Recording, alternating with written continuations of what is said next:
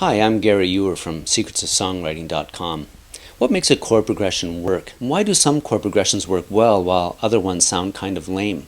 In general, chord progressions should be mainly predictable. How one chord moves to the next should not often be a surprise to our ears.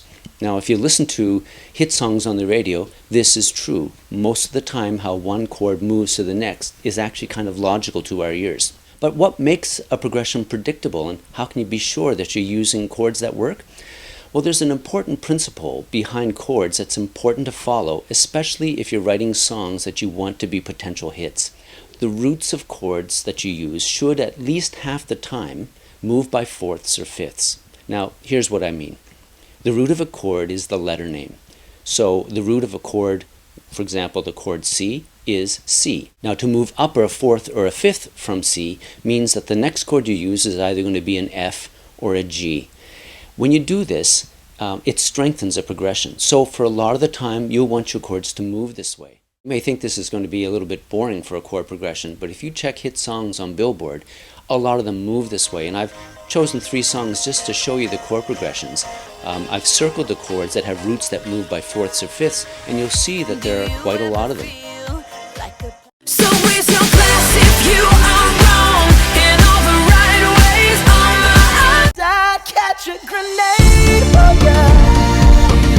Throw my head on a So here's an easy way for you to create chord progressions that you know are going to work every time. It's called the circle of fifths progression. Here's how it works. You choose a key and you write the letter name down that represents the key. So in our example here, we've chosen C major.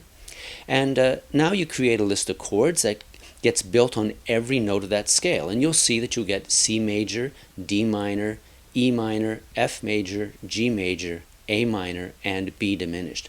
Now you write the note C at the bottom of the chart, and as you move upward, write the chord that's 5 notes higher.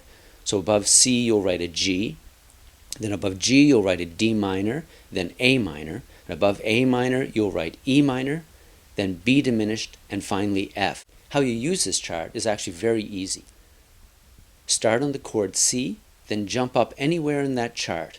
Whichever chord you choose, you then move down through the list of chords without skipping any, and you've got a progression that works every time.